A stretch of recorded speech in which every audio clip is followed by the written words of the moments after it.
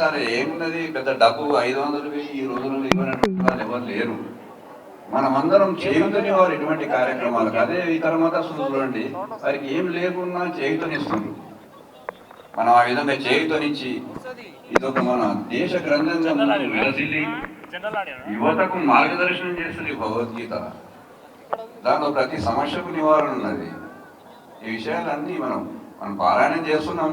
అటువంటి మహాత్ములతో కూడా మనం దాన్ని విచారణ చేయాలి. అది మన ఆచరణలో తీసుకొచ్చుకోవాలి. ఏ విధంగా తోటి మతస్థులు ఖురాన్ బైబిల్ అనేటువంటి వారి మత గ్రంథంగా ఏది చేస్తుండ్రో, మనది కూడా భగవద్గీతను అంత ప్రాముఖ్యం ఇవ్వాలి. మనం ఎంతవరకు ఇస్తున్నాం చూడండి. అసలు దాన్ని ఏదో ఒక రకమైనటువంటి ఒక కప్బోర్డ్నో ఎక్కడనో పెట్టేస్తున్నాం అంతే. కానీ వారు ప్రతి ఒక్కరూ ఏది మన తోటి మహమ్మదీయుల సోదరులు ప్రతి ఒక్కరికి చేతిలో ఏది ఖురాన్ ఉంటుంది. ప్రతి క్రిస్టియన్ సోదరుల్లో ఒక బైబిల్ ఉంటుంది. మనకెందుకు ఉండకూడదు మన భగవద్గీత? ఆ విషయంగా వారి దృక్పథం ఉంది. మనందరి దృక్పథం కూడా ఉండాలి. మన దేశ ప్రజల ముఖ్య ఉద్దేశం కూడా భగవద్గీతనే ప్రామాణ్యంగా తీసుకోవాలి, మత గ్రంథంగా తీసుకోవాలి. అప్పుడే మన దేశం బాగుపడుతుంది.